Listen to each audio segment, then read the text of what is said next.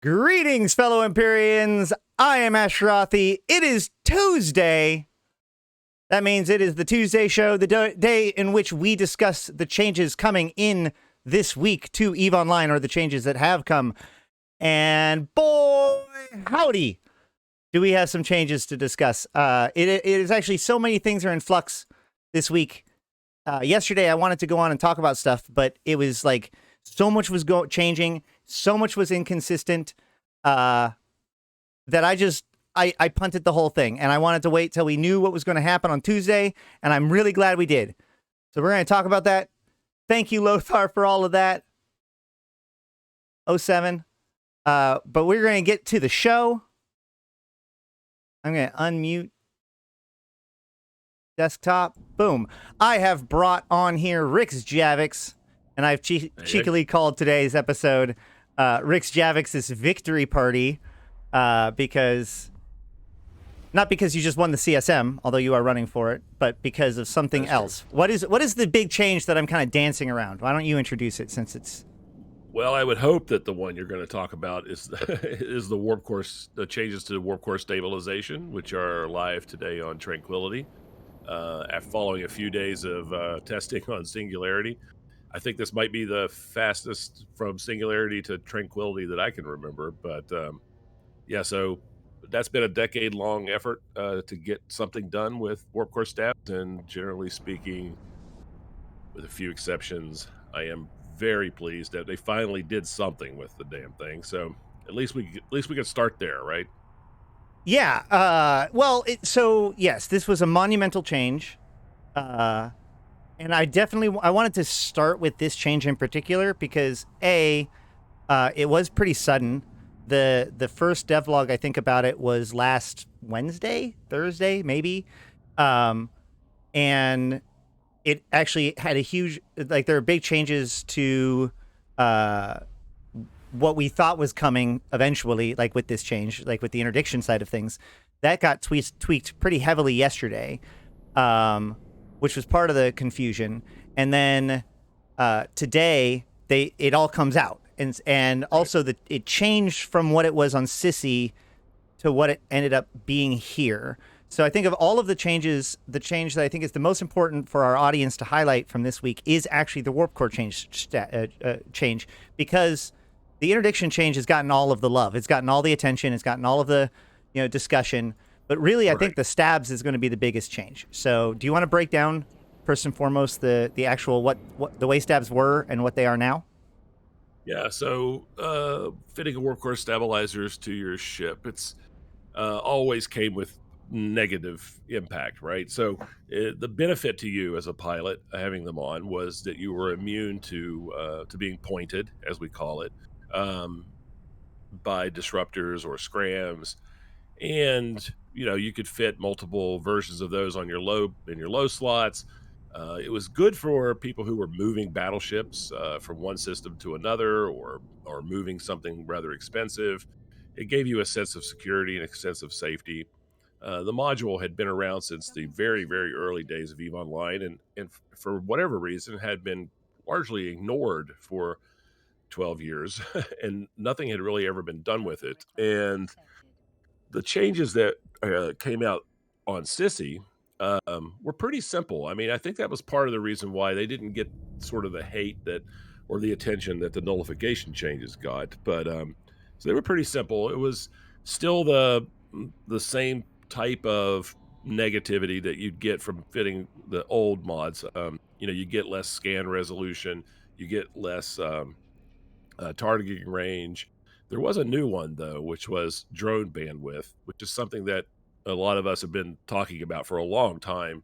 And I think that one is aimed right at botters, right? So, AFK Ishkers and drone boats running missions, doing things like that. So, Right. Go ahead. I mean, botter or not, basically the idea is that these drone boats are able to load these up in their lows, so even if you do land on them and point them, they can just warp off anyways. The issue is that the design of the warp core stab, even from its original, or like what it was before, was designed to make you completely combat ineffective if you had these stabs. Like, You could try to have this get out of jail free card, but you can't have it and be functional at the same time.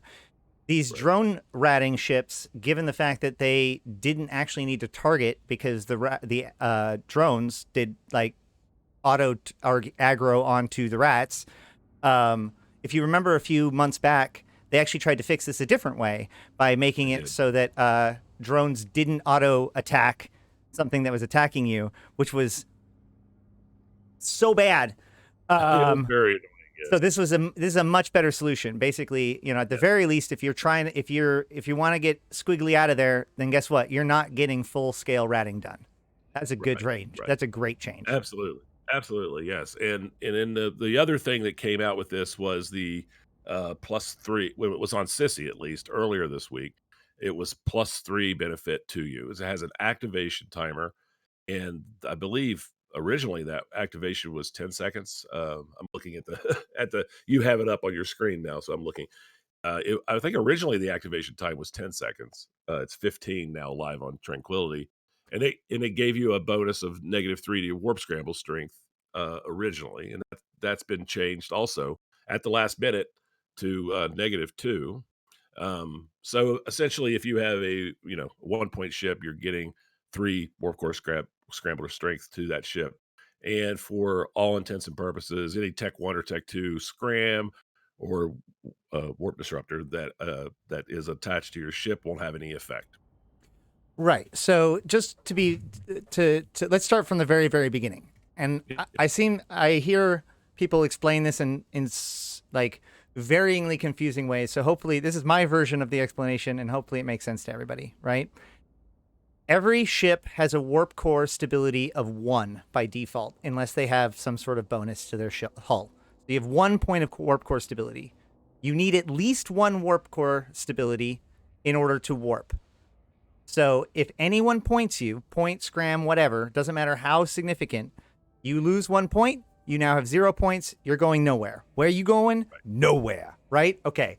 So that's where the term points comes from, right? Exactly. Okay. So by default, normal points, long points, the warp disruptors are worth 1 point. Hence, as you said, point.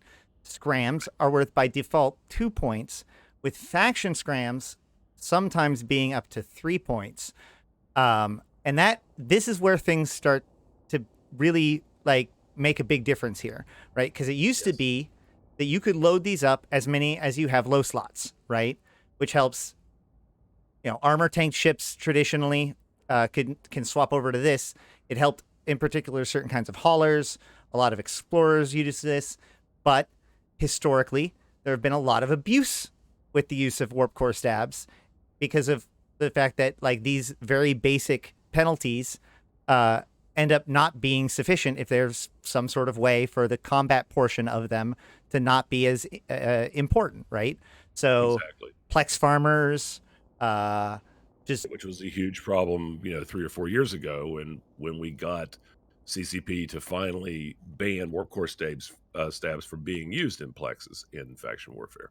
Right. And so one of the reasons why I had you on today was because you have been basically the most steadfast champion of at least reining in warp core stabs, right? Not right. Like you don't want them to be deleted from the game, but you being a low sec pirate Yar have probably been more frustrated by more warp core stabs than most people.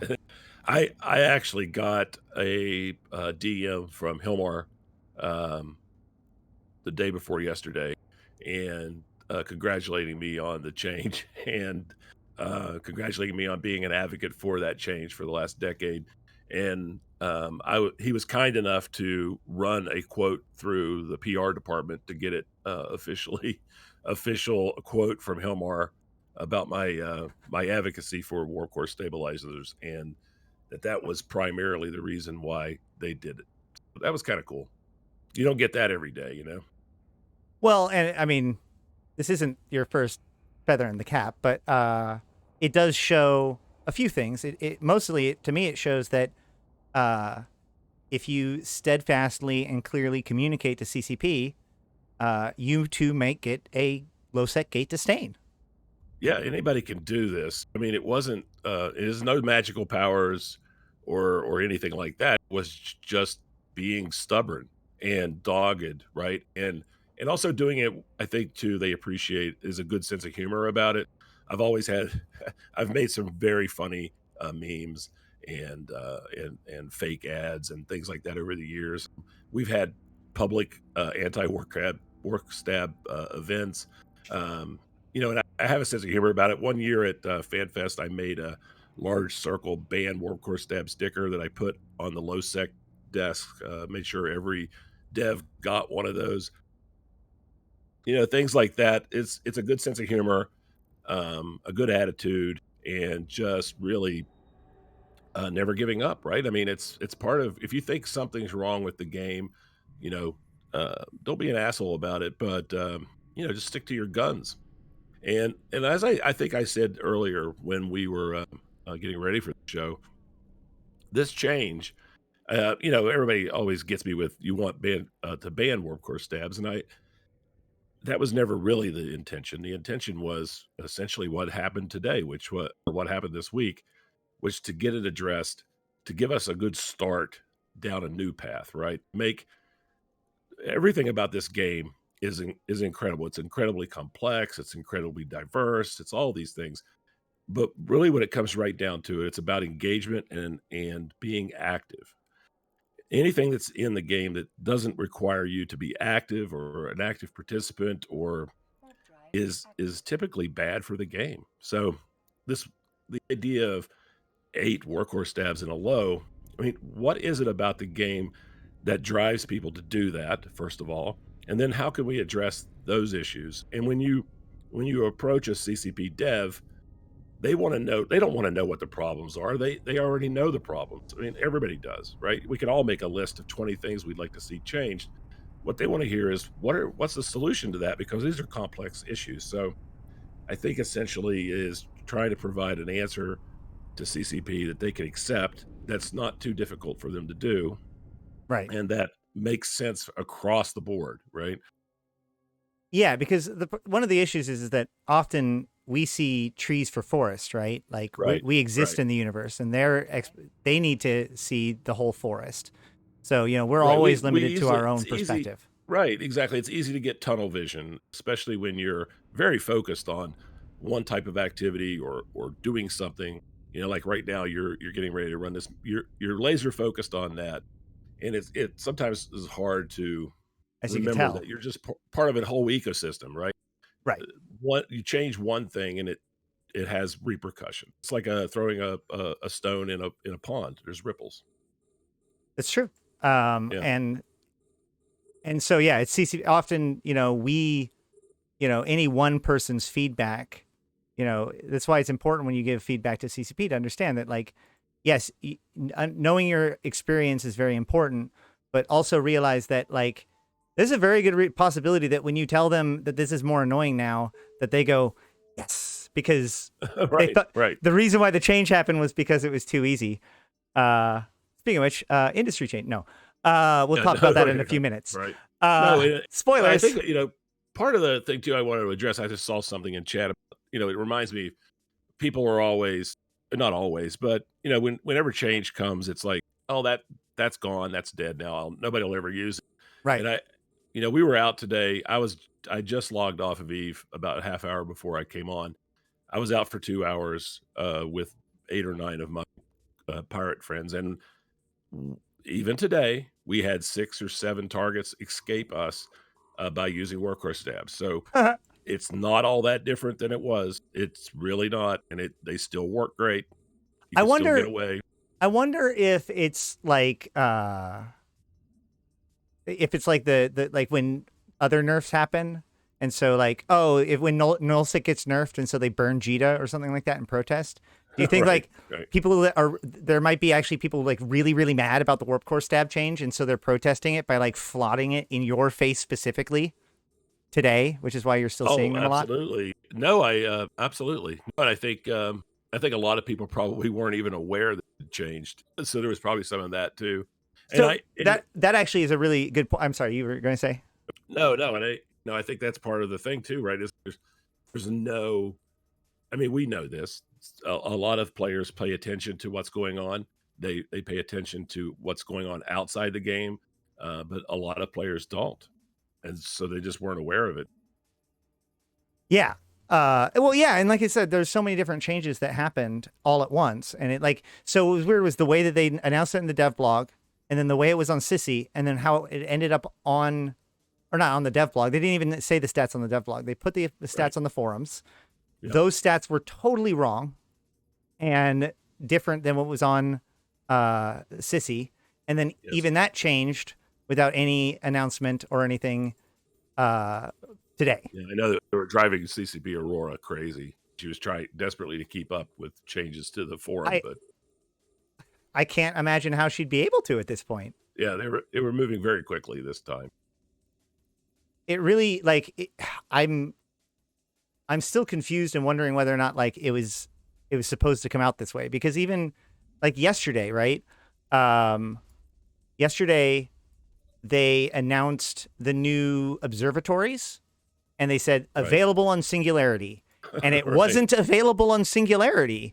Right, And CCP Paradox had to come out and be like, we're taking down Singularity a second time, again, and we're patching it again. And they patched it a second time yesterday, and they brought all that stuff out. I'm not sure it even on the shuttle descriptions have even been fixed yet. No. Where it says that they have nullification built in.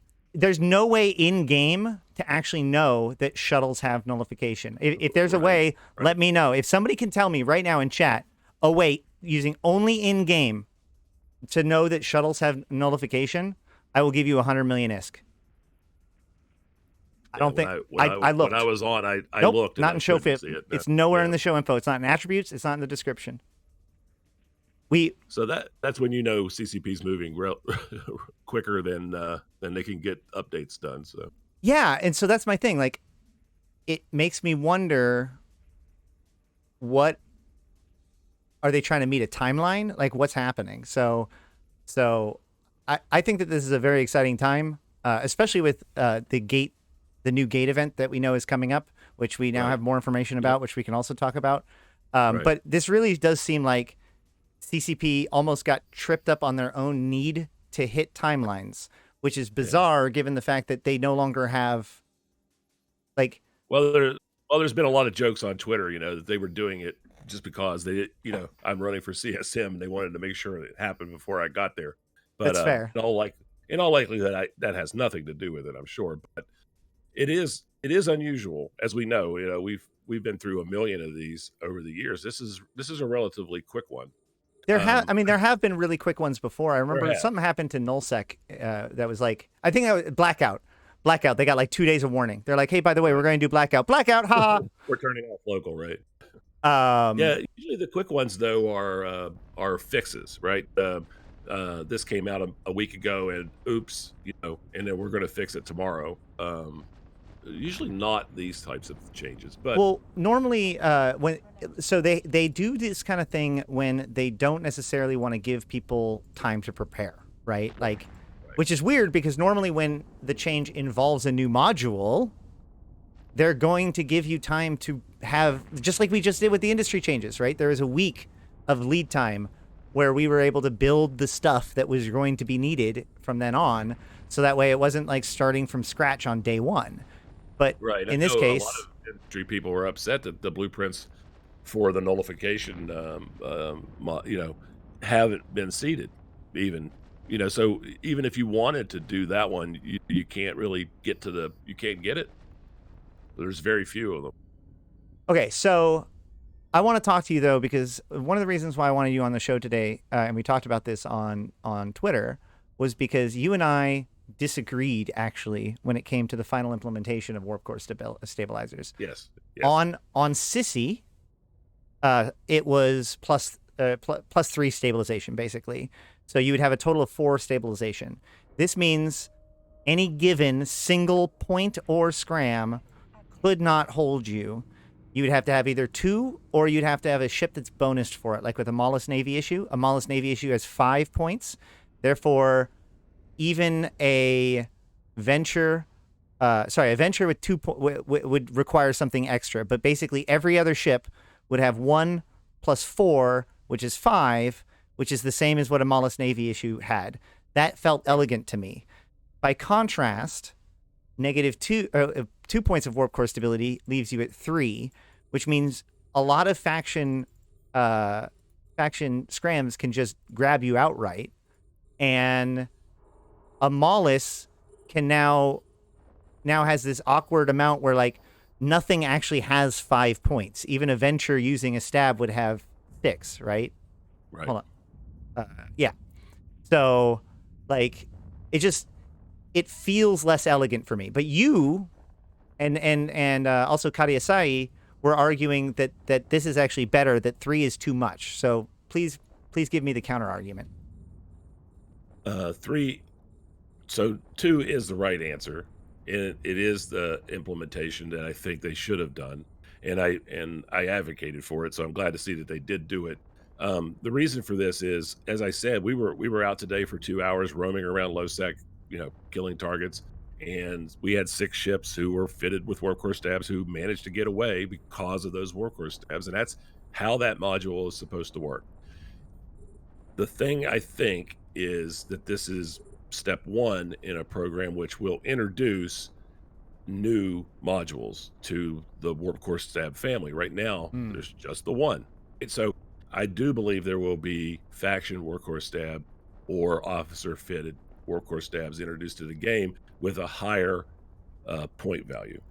And that would make sense, So- because then a faction stab would require a faction equipment or faction ship. And it would be more expensive, so it's more risky to fit it, but it also gives you more protection. And on the other side, we've got a risk-reward balance, right? On the other side, then people like myself, we have to fit faction scrams now more often than we would have before in order to catch those people, which is fine. We're willing to do that too. So we're risking a 25, a very expensive warp course, Caldari Navy warp scram or whatever, and they're risking stuff too. So we're both risking things. I think that's pretty good balance, I think.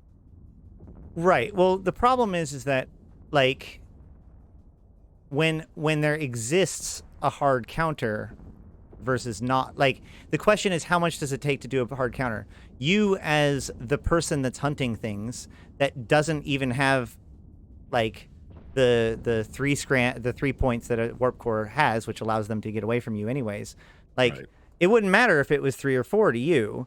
They still get away, which means you're still going to have people get away because they're still going to use the stabs. But what it means is that for the people that were going to rely on that as a solution to their problem, they can no longer consider that a reliable solution, because the thing that hunts it is too easy to have like there for somebody who wants to get you. Therefore, just because you don't have it doesn't mean that the gate camp that they went through doesn't. And that's what they have to think about, the best thing that people are bringing on average. Absolutely, yeah. And I see it in the comments, do I even know how to play the game? Yes, and what I mean is, typically we're not always just one guy. I mean, there's 3 or 4 of us scramming a target or whatever. I understand how that works, but the thing is, on a one-on-one basis, there's risk and reward on the other side. But what you want to do is you want to encourage the target. 'Cause I can't tell you how many times I catch people who should not have been caught. And we have long conversations afterwards, sometimes 10, 15 minutes, 20 minutes or more, about how to use D-scan, about how to use your equipment. Warp core stabs are just a module. It's not the answer. The answer is being a better player. And Right. being a better player means you're more active. And if you're more active and more knowledgeable, you don't need 4 warp core stabs in your lows. One's going to be plenty. You've got like we talked about on Twitter. I mean, the defensive mechanisms are plentiful. Fit a TD, fit a ECM burst, fit inertial stab, be aligned, pay attention to D-scan, learn how to use your overview, learn how to use local intelligence. When somebody enters local who has a flashing red skull, like myself, get safe, align. There's lots of things you can do to get out of trouble. Learn how to use bookmarks and perches and scan gates before you go to them. There's a lot. So Yeah. I want to encourage that kind of gameplay. Not, hey, I have 8 warp core stabs in my lows, I'll just whatever.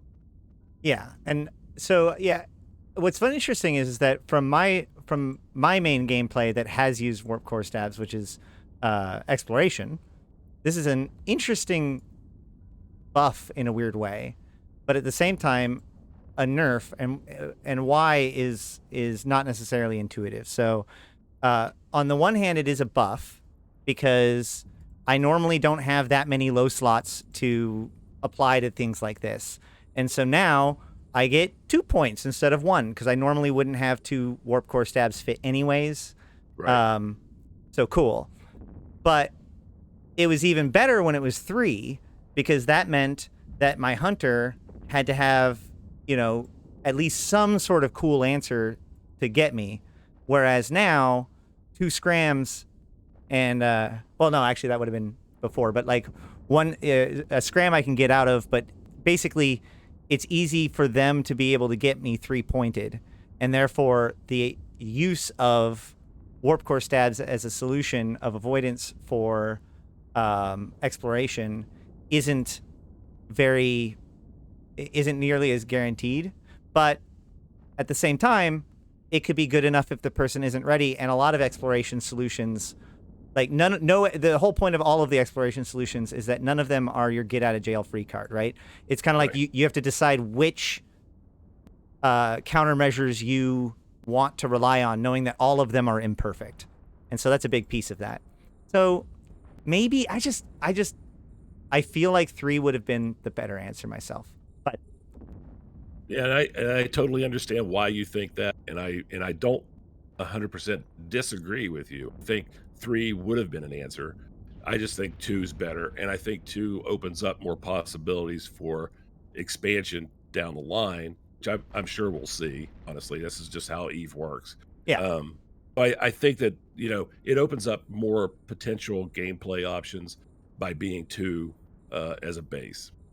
and Whereas 3 may have been way too overpowered if those options came along afterwards. it is also worth noting that there are 2 storyline warp core stabs. So if they wanted to play with this idea, they could give something special to that.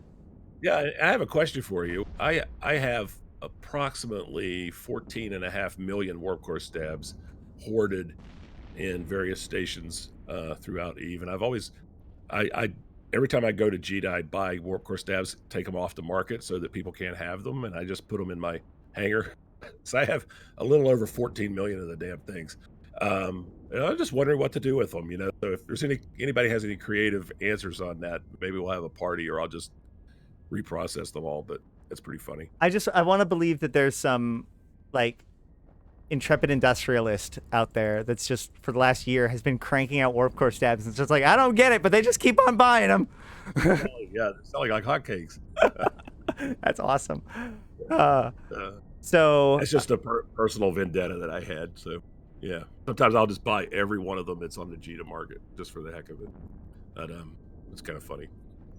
Every time you're having a good day, I guess, or bad day. Yeah, I'm feeling pretty good. So, but to answer another question too, there are other options, and there's other options for hunters too. And like as I tell our members, the best way to kill a warp core stab ship is with alpha, not with points. There are so many times when we kill a venture or some poor guy who's ratting in a belt just with alpha. We don't even point the poor guy; we just blow him out of the sky. So yeah, there's options for hunters. There's options for prey for people who want to do things.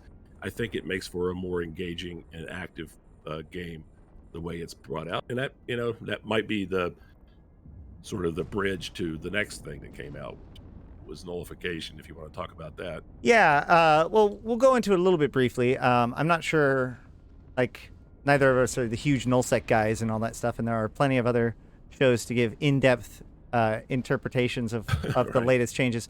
But just to go make sure that everyone's aware of them. So Interdiction Nullification is the ability for a ship to ignore warp disruption bubbles. So in null security space, which is NPC null, Sov null, and wormhole space, players can anchor bubbles, and certain ships can deploy bubbles that create these spheres in which nothing can warp in or out without having interdiction nullification. So these are very commonly used in Null in order to trap people, make gate camps, hold fights in position, and you'll see them in all of the big fights. These things, there are a subset of ships that were able to have this interdiction nullification built into them. They were the fleet interceptors and T3 cruisers and a special edition ship known as the Luxury Yacht that some people knew about. Right. And T3 cruisers who had that built in. They don't come with it. You have to. It's one of the options on the T3 cruiser. Correct. Yes. So the T3 cruiser would require the interdiction nullification subsystem, which is a. Hold on. Let me actually look. It would be it's a propulsion. It's a propulsion subsystem. So this is going to prevent you from basically they use subsystems. Thank you so much, Contempo, for that raid, and welcome to all the people. Thank you for that sub. Show us your glades. Moving on. I sometimes regret not being able to do that, or trying to tone down the shtick during shows because I want this to be viewable on the YouTube too. Yes. Never tone down. Anywho, so I love it. So these interdiction nullification subsystems, basically a T3 cruiser is built of one offensive subsystem, one defensive subsystem, a propulsion subsystem, and I think an engineering subsystem. And so that determines a lot of things, including what slots it has and what bonuses it has. This subsystem used to give up any other propulsion abilities to make it so that it'll go through T3, or it'll go through bubbles, right? It'll make you interdiction nullified. This made these things one of the strongest interdiction nullified ships in the game. It made interdiction nullified cloaky T3 cruisers a go-to staple for nullsec, and I say that like it's past tense. These things are still going to be just as go-to for these kinds of things. But rather than that bonus being built in passively to these functions to make it so that they always ignored it, what they did was they took the functionality of nullification out of this subsystem and put it in to this now high slot module. If you guys watched my show on Friday, we said low slot. They've changed it to high slot. That still takes 46 teraflops of CPU, goes into a high slot, nerfs your capabilities in the same way as a warp core stab, has the same duration, 15 seconds, with a reactivation delay of 150 seconds, so like 2.5 minutes, and now can be used on all of these different kinds of ships. So it can be used on, covert ops now, and it can be used on any strategic cruiser, not just strategic cruisers with the subsystem. Do we know that's true? I tried it on Sissy. I guess I haven't necessarily tried it since it's been patched on Tranquility. You're right. We should really triple check everything in this world, but I did not have a chance to check that today. They do not, but they do not work on stealth bombers. Also, blockade runners and deep space transports got it too. They weren't able to do it before, and I think now all interceptors can do it. However, the ships that could do these things, but now don't have it done natively, they have a bonus, and that goes back to the subsystem. So that bonus is this 80% reduction in reactivation delay and max locked range penalty, which brings this 2.5 minute delay down to a 30-second delay. And it increases the interdiction nullification by 100%, which makes this 15-second delay, timer into a 30-second timer. So now with any of those ships that were interdiction nullified before, which is basically fleet interceptors and T3 cruisers with interdiction subsystem, they now have 30 seconds of interdiction nullification every 30 seconds. So if somebody's telling you that they broke the ability to be nullified, they're kind of wrong. What they did break was the ability for these ships to then go on and be combat powerful at the same time. They broke things like sword fleets and other things like that, in which interdiction nullified ships were also then able to function as a combat fleet and kill ships. This is definitely a strong nerf to that. But the other piece is that this maximum target range penalty also gets reduced by that 80%, so that you can basically lock just as far as you would normally. However, the scan resolution, which is how fast you lock, and the drone bandwidth penalty are not part of the nullification subsystems. Right. So the drone Proteus takes another kick in the, I guess. Yeah, I think that I don't know. I mean, but I would say that we're probably going to see some slight adjustments to those things over the coming weeks. I would hope. One can hope. Yeah, I think that this is a little bit much, to be honest. If I was on the CSM, I would certainly be advocating for a second look at this, because I think some of these are a little unfair. I also, was excited when I first saw that stealth bombers were going to be included in this. But then, it's one of those things where you can see how quickly when you first see something, you're like, oh my God, and you overreact, right? And it's like, oh, stealth bombers, that would be cool. But the more time you think about it, it's like, stealth bombers would be horrible. Oh no, my immediate reaction was like, yeah. It's like I was reading it, I was like, okay, that's cool. Okay, I can get behind that. I can get behind that. Stealth bombers. I don't know about that one. Really, I don't know. Bad idea. Yeah. The amount of gameplay that just came to my mind was a lot. So. We should really think about that one. Mm-hmm. Wormholes would like to have a word with you. Yeah. For Wormholes. Also, Commander Cottonfluff did test it, and any Tick 3 cruiser can use the interdiction nullification subsystem. It's just can use the interdiction nullification module. It's just the subsystem gives you those bonuses. And likewise, bonuses, that makes sense. Okay. I believe this is also true with the interceptors. So now all interceptors can have interdiction nullification, but now the fleet interceptors have that bonus to using that. Gotcha. That makes sense. Okay. Oh, okay. That makes perfect sense then. I was hoping that was true. Oh, yeah. So there's a bug where the restrained interdiction nullifier still says stealth bombers. Awesome. Yeah, I believe it'll actually fit on them too, for what I heard earlier was true. Oh, okay. That's better. This was definitely... It's definitely a bug. It's definitely a bug. Man, they should have... Paradox already said that it was, I believe. This could have come out next Tuesday. Anyway, so... I don't know. Why not Tuesday, a week? Either way. All right, let's see. There's another piece to this. Which is, again, as we alluded to earlier, they also added it to all shuttles, which we have now tested, at least on Sissy, does include the Leopard, 100%. So that is actually one of the things that I think is really... I feel was like the thing that was lost out of all of this, right? Like with all of the nullsec freaking out or being upset, I should say, about interdiction nullification, and many of their concerns being, rightful in this case. Absolutely. I feel like the fact that interdiction nullification has been given to shuttles, which means interdiction nullification has been given to new bros in a way that it never has. Interdiction nullification has been given to alphas in a way that was impossible before. So every nullsec group that has newer players or whatever, like now you don't need your people to train into interceptors in order to just function around a nullsec. And more importantly, when a person gets that 2-3 month window when they're just like feeling like they got their bearing and they're starting to think to themselves, what is my next step? What is the T2? What is my first T2 I'm going to train into, right?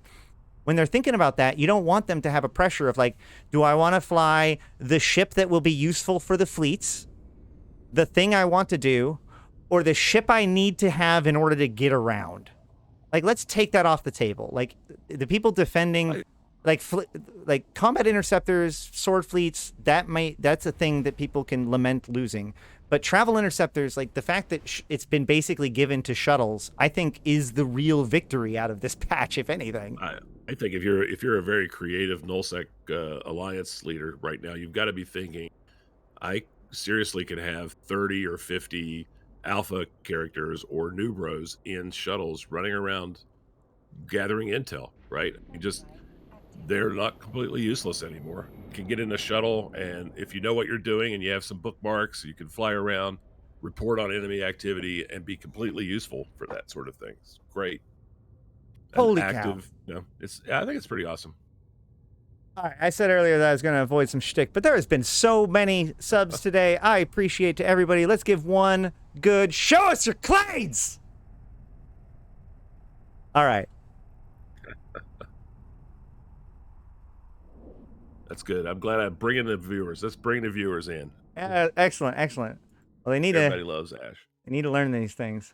Well, people have been bugging me the last, ever since it started coming out. It's like, and it's good because that's the whole point of all of this, right? We're here to put Eve into context and so the more people know, like, crap, something's going on. I don't quite understand it. Let's go ask Ash. Like, I approve of this instinct. Yeah, just to touch on nullification, we do run nullsec roams all the time, at least once a week. We're doing one tomorrow, as a matter of fact. And typically our filament roams or just heading off in nullsec. Typically, it's the choice between whether we go to fly fleet interceptors this time or are we going to do something else. The something else always comes with that caveat that, well, we're going to get caught in bubbles or a defensive fleet or whatever. Now there's more options, and I like that. I like that we have more options to think about, and that means more creative gameplay. That means more creative solutions and more creative defense mechanisms for players too. So just like we were talking about, who use shuttles, but now shuttle use might actually be, a good intel gathering tool, or at least, allow younger players to move more freely around in space, which is great. Apparently, there's a big market drive on shuttles too. Like suddenly everybody's like, "Oh my god, this stuff is valuable now." So, I love this gosh darn game. You never know what's going to happen next. You never know what tomorrow's going to bring. Okay, so and then, in addition to all of that, we had. Let's see, is there anything else that happened today? Let's think about this. Let me pull it up.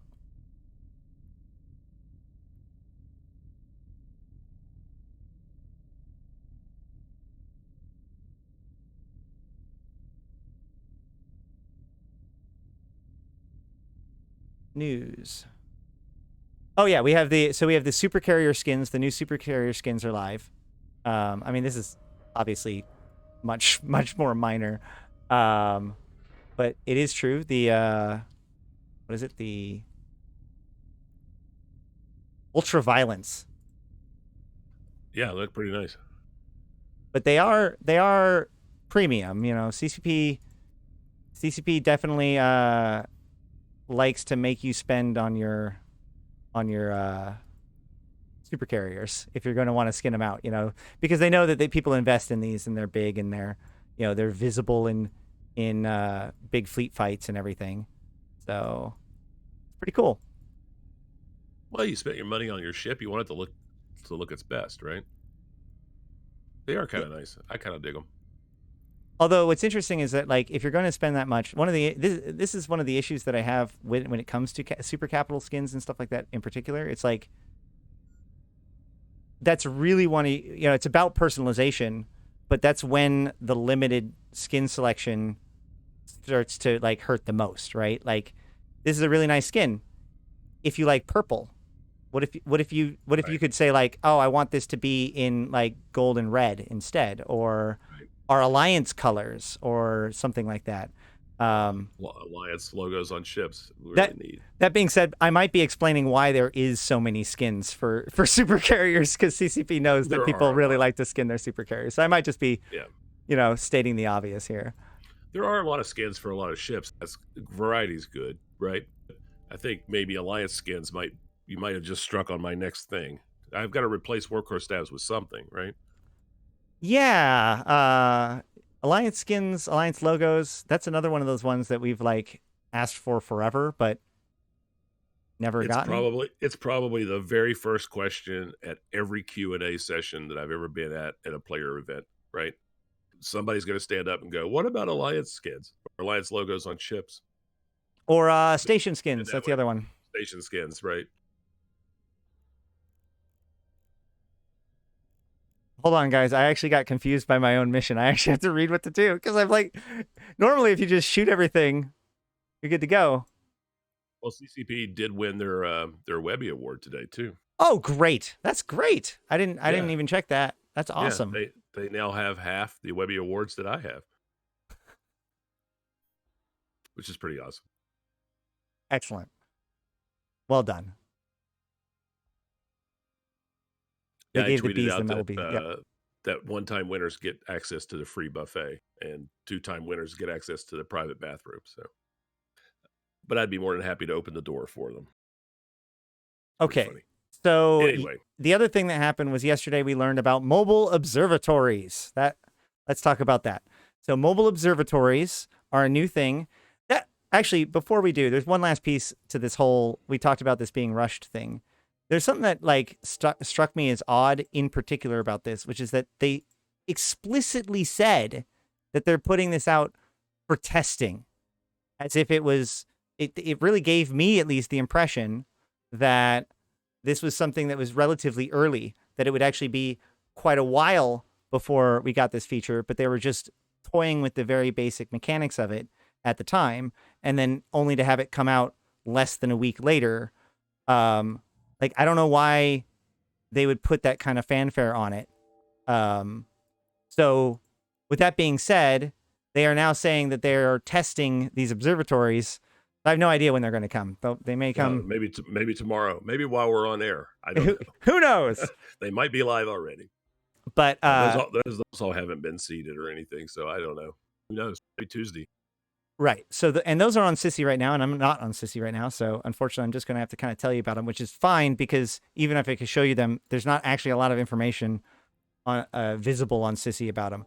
But we do know quite a bit about them, which is that they take, I think, 15 minutes. And if I give it any of these information wrong, somebody let me know.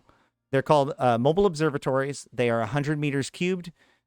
So they go in, most battleship or, a lot of ships, just carry them around. They drag and drop into space and deploy just like normal. But they take, I believe, 15 minutes to anchor. And then once they're anchored and online, they send out their first pulse. And the pulse has a 40% chance. Oh, sorry, it's 10 minutes to anchor. And so the pulse has a 40% chance to decloak anyone cloaked in the system with you. I'm really super confused by this mission, so I'm just going to explain this and then we'll figure it out. Anyway, so after 10 minutes of you anchoring it or of you deploying it, it sends out a pulse. Every cloaked ship in the system has a 40% chance of decloaking. And then every 10 minutes up to, I think, an hour and a half, it will pulse again.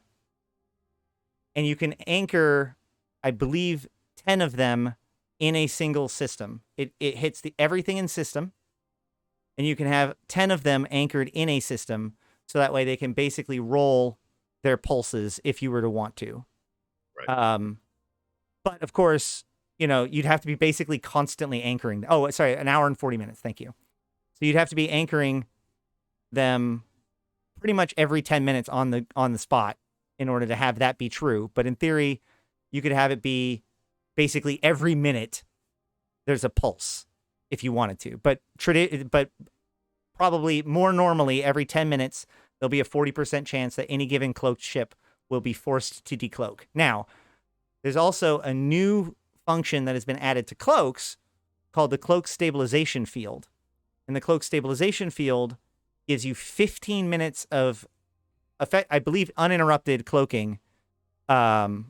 It's phrased in a way that it looks like they could make it so that it isn't 100%, but I believe that for now it is 100% resistance to that decloaking effect for the first 15 minutes that you have decloaked.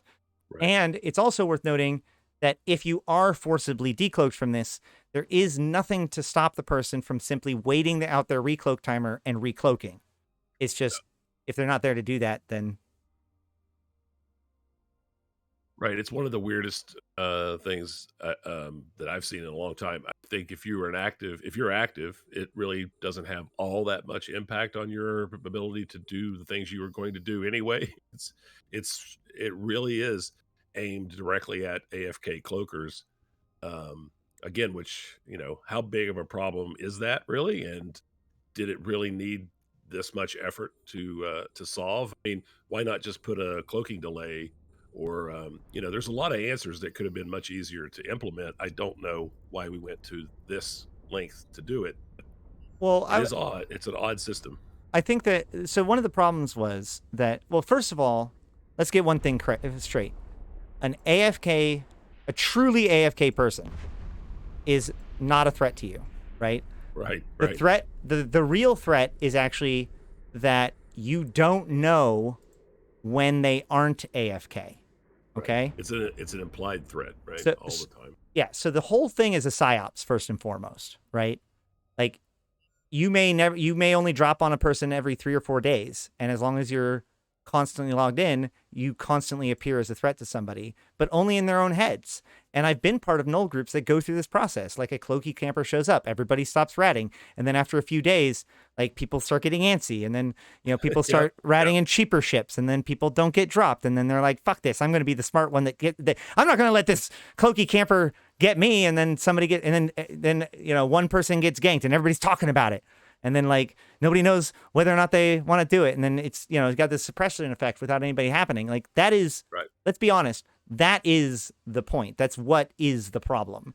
And so the issue is that if you just have a cloaky timer that, or like a fail in the cloak itself, an idea that after a while, the cloak itself will stop working, then again, that goes back to the worst case scenario versus best case scenario with like warp core stabs and stuff, right? Where if I know that my cloak just isn't going to last, then I can't really rely on it in the same way. And I will build my strategies differently because of that. Whereas in this case, somebody has to still do something about it, right? If you're not looking, you don't get to know, right? Like, so if you don't already have the stuff out there and pulsing and somebody comes in, like you don't know. But if somebody does go AFK, you can take the steps to go through it. You anchor it. They can see you anchoring it, all this kind of stuff. And that lets you such that if the actual play that's happening is actual person and actual AFK person, then guess what? That actual person wins. But if no one calls them on their bluff when they're AFK, they win. And I think that that's what cloaky camping is really supposed to be. So I like this change. Oh, I do too. I do like it. And I think that also, it has to work in conjunction with, excellent combat scanning skills. You're going to get a moment there where that ship's going to be uncloaked by the observatory. It has to go through its timer, the recloak timer. And you've got that small window to get those probes out, track down that target, and get into warp before it goes back into cloak. And I think, well, I know there are tons of people who are people in our corporation, not me. I'm terrible at probing, but we have excellent probers who can do this amazing amount of times, find people in space. That's going to be another skill that has to work in conjunction with this because, decloaking people has no purpose other than to annoy them unless you follow it up, with something. So Katempo Enterprises points out that, seconds to cloak up for somebody who's active, whatever.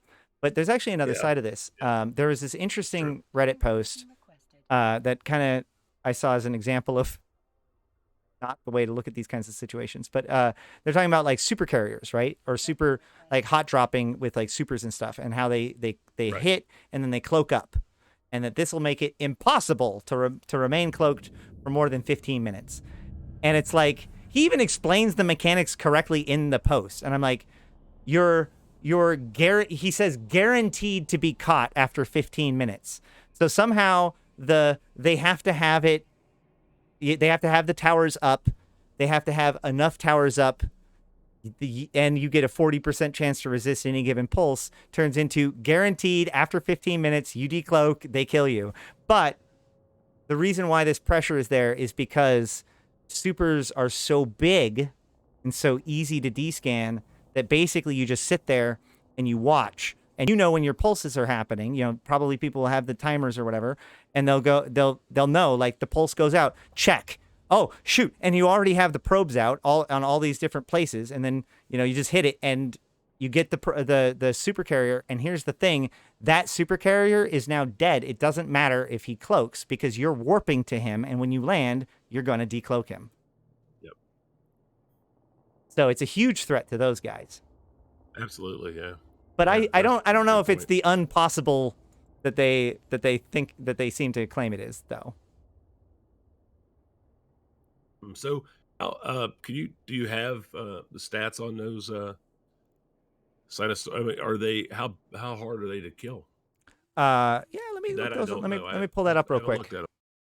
I'll pull them up on Hobeleaks. They have the stats there. That's another side of this too. Is that's another thing you've got to deal with. You want to wipe out a local, right? So you've got to kill these things.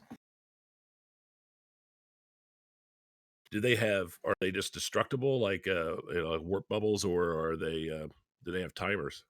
I mean, they look pretty fragile. 5,000 shield capacity, 20,000 structure hit points, 30,000 hit points. Okay. 5,000 armor hit points. Wow, that's not a lot. Yep. And so easy to kill. Yeah, exactly. So, yeah. But again, like they're also like, I think I heard the estimate of about 30 to 40 million ISK to build one of these things. And they're just basic minerals and PI, so they could be built pretty much anywhere. So that's going to be some poor guy's job, is to replace the dead ones. He's just going to have to fly around to every system you own. No. Replace the destroyed ones. Well, no, because they only last for an hour and 40 minutes. So what it really is it's very simple. 10 minutes. That's wow. So if you're haven ratting, you just drop one every haven. Done. Right. Or rorquals. If you're mining in a mining fleet, yeah, you're gonna want these things. Right, but you can't drop them right next to each other. So the idea is like each time you go to a new site, you would drop one there, and you would just always have them while you're ratting, they're pulsing off. If you're mining or whatever, then yeah, you'd have somebody setting them up elsewhere. 10 kilometers apart, I believe. Probably. I have not checked. I just looked at this stuff today, so 10 kilometers apart. Yeah, it's not very long range. So yeah, I don't see them as being something that like people put up everywhere, but it's like while you're ratting, you just do this to make sure, or more importantly, honestly, really you don't even need these things unless you're being cloaky camped, right? Like right. You use it to take care of your cloaky camp, and that's otherwise you don't need to keep them up all the time unless you're that worried about like stealth bombers showing up and like hunting for stuff. Yeah, so they're not permanent, so that's crazy. And then, so the effect is system wide. Mm-hmm. It's not grid based. Right. Yeah. Amazing. Huh. That actually brings up another question, which is if it's system wide, I wonder if it probably isn't a system wide beacon. I wonder how easy they would be to probe down, or how. Because if it's able to affect you, now something can affect you without you even being able to find it. Yeah, they show up on overview and then can be warped to, right? So, right. Yeah, I don't know. I guess we're going to have to find out and test these things. And then they might change at the last second. So, yeah. they might, yeah. Yeah, without telling us. And then,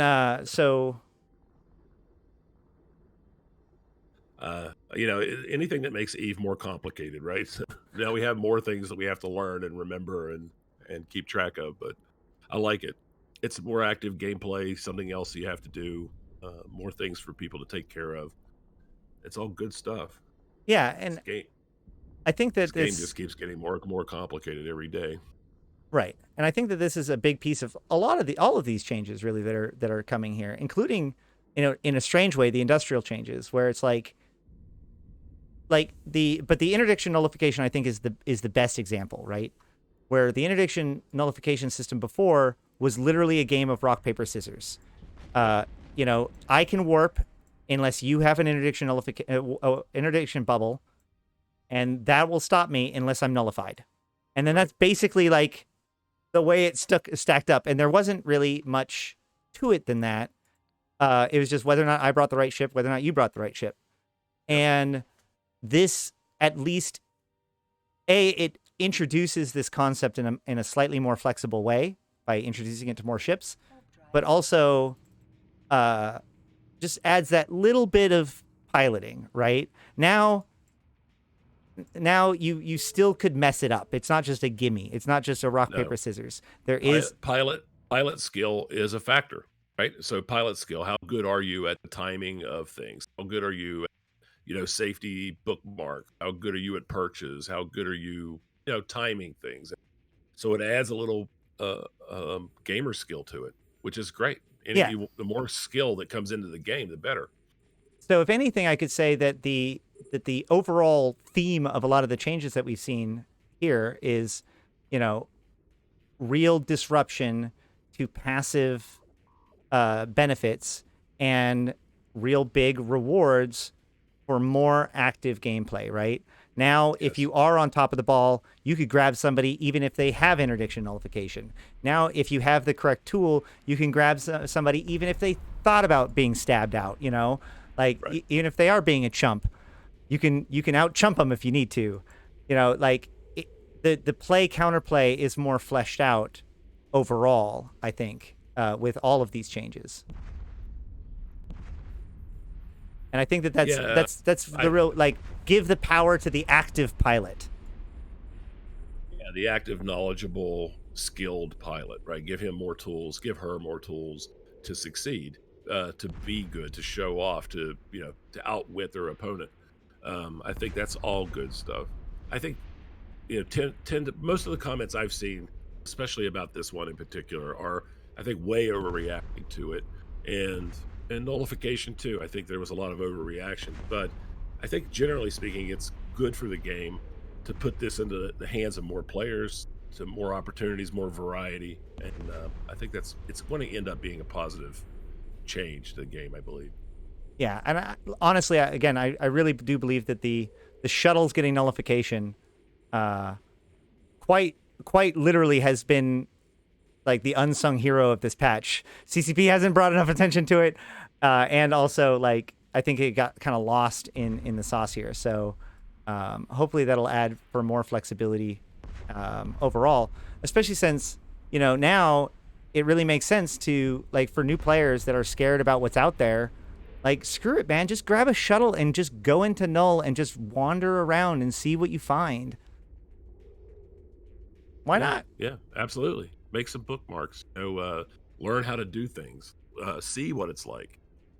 Find out for yourself how empty it is. Yeah, and it was pointed out that so the problem is that alphas. Millen is pointing out that this stifles movement because cruisers and up has no nullification, and that this locks out alphas. But the point is that there were no capabilities for alphas to be able to use nullification outside of the Yacht before. But the Yacht was a specialty item that's expensive and whatever. Whereas now, alphas can use shuttles and therefore have access to nullification.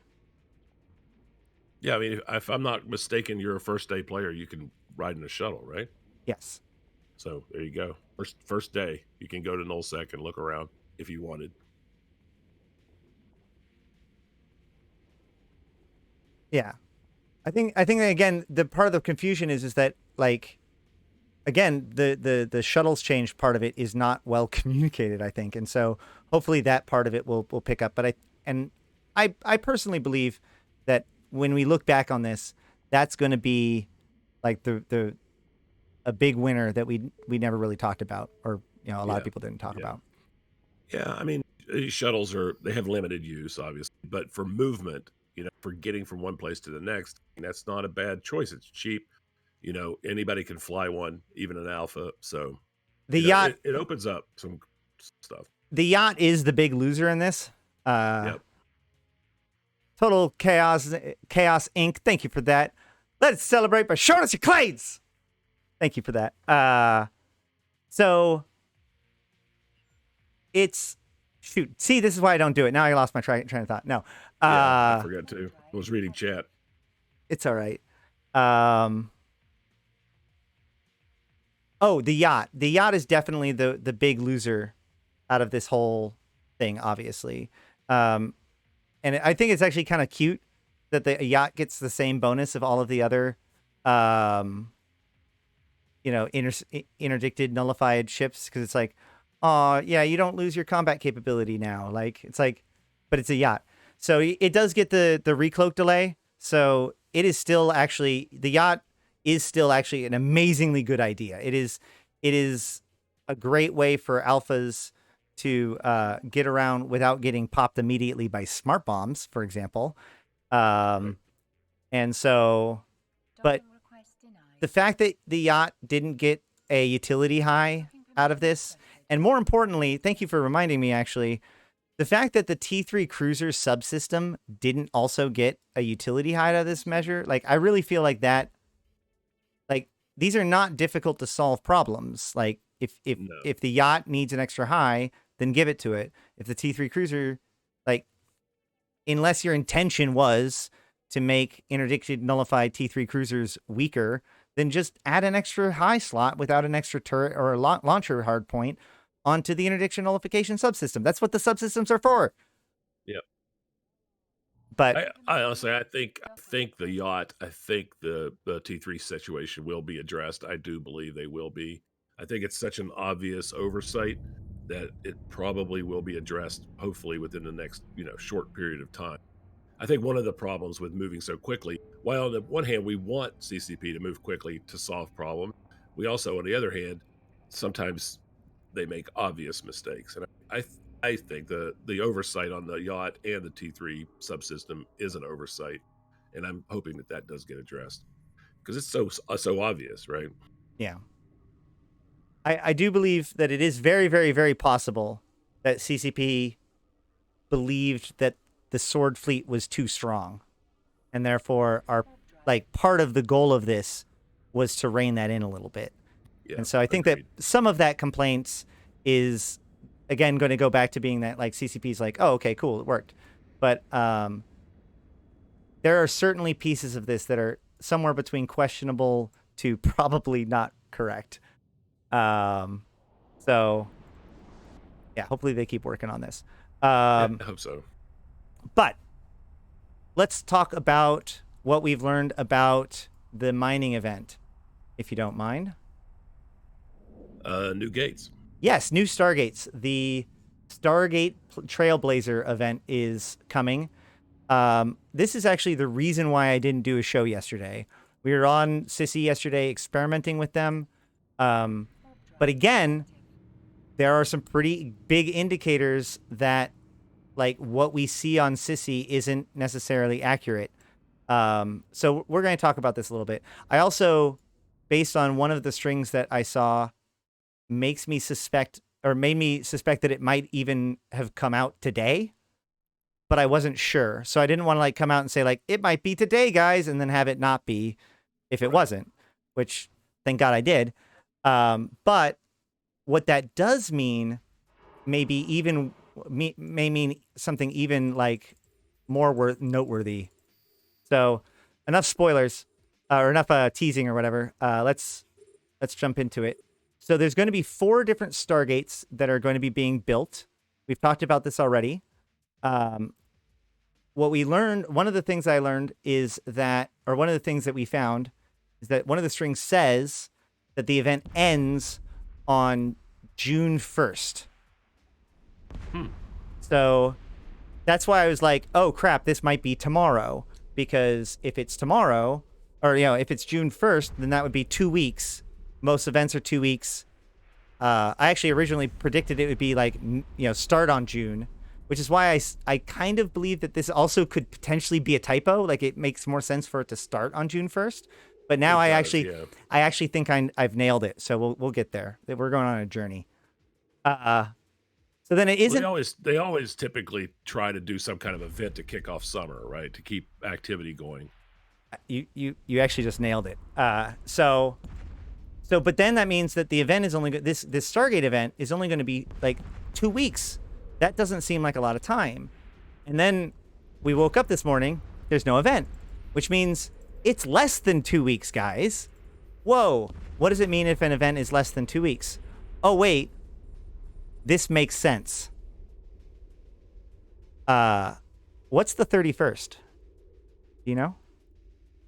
June 31st. This month, like in May 31st. Yeah, Memorial Day for here Memorial in the US, Day, Memorial right. Day weekend, which makes that weekend a 3-day weekend, and CCP likes to put 4-day events during 4-day weekends. So there's also a new what's it called?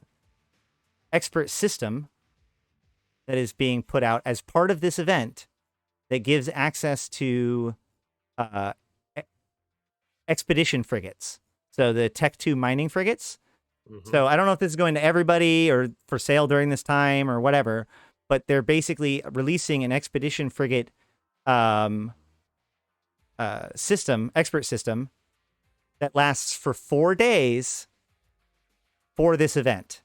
Last time for the Federation Navy Grand Prix, it was a 4-day event, and they gave us a 4-day interceptor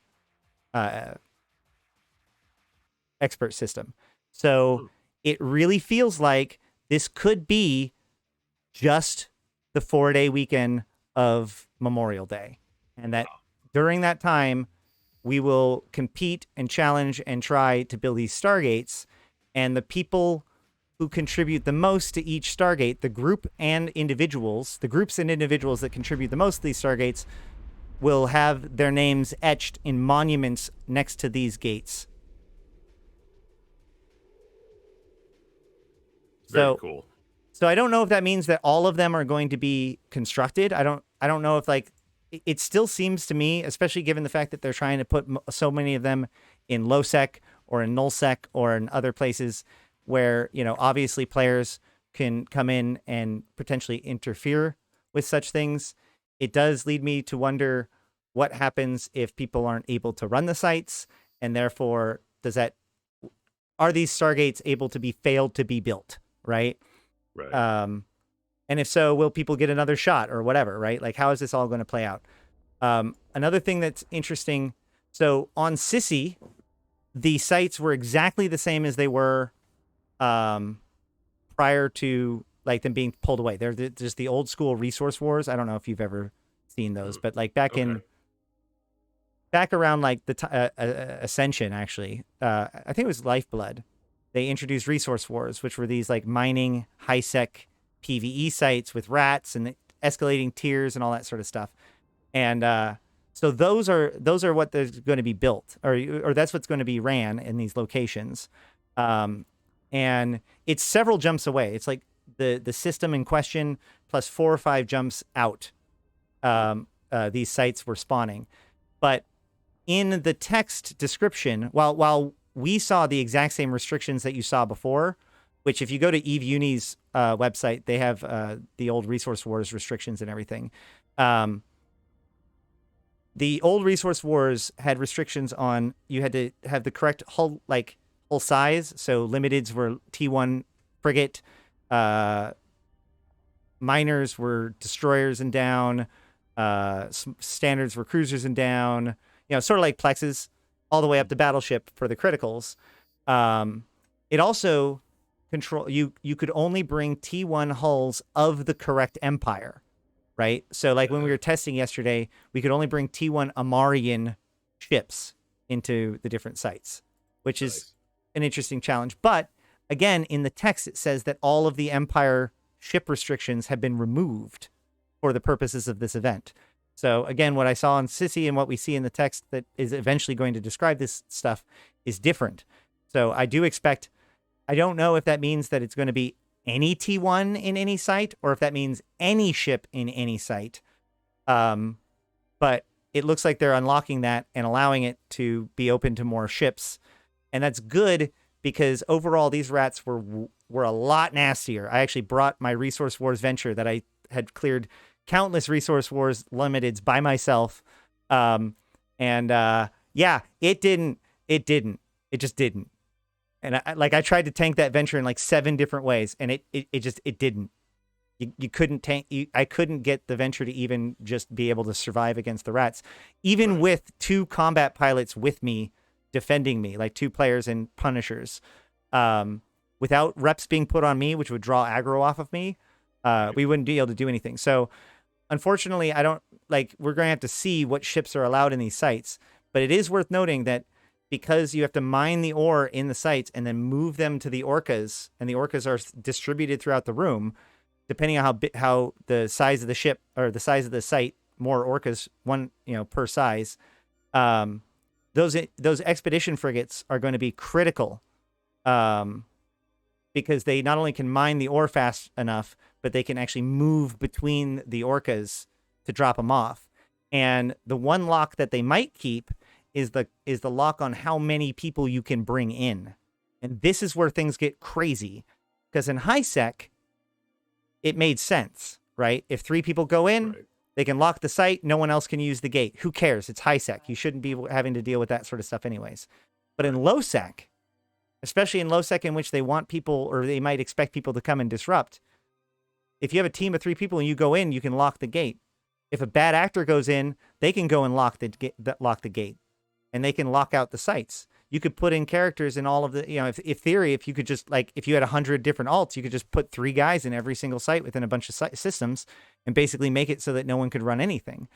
So, right. If this is a 4-day event, then time is of the essence, right? So I guess I'm saying all of this to say, CCP, if you're rushing things out, please consider these things too when it comes to this event, because if it's only going to be 1 weekend, we're not going to have enough time to correct for such things.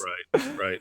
Like, there's going to be a chance for failure, is what it is. Most of these events typically don't have a strong sense of failure, right? So if you don't do it, but this sounds like it might come along with some of that. Like some of these gates might not get built. Yeah, so I'm super excited about it, but I'm also super nervous about it. And I know that I will be attempting to. I'm probably going to be streaming quite a bit during that time when it happens. I guess apparently Memorial Day weekend, and hopefully running one of the campaigns to build the gate, because I think that's pretty cool, and I want my name on a thing. Yeah, no, that's awesome. Yeah, and the convocation. The keep Solitude solitary. Just so you know, the gate to Solitude still requires 6 jumps into low sec to get to the connected side of the new gate to Solitude. It's going to be a hotbed. What's crazy? I'm already thinking about going down there and disrupting things. So thanks for all the information. Yeah, no problem. Yeah, no, Aderon's going to probably be. We're going to be down there trying to build it for the president. So, it'll be. I don't know. I like the fact that CCP is experimenting with these things.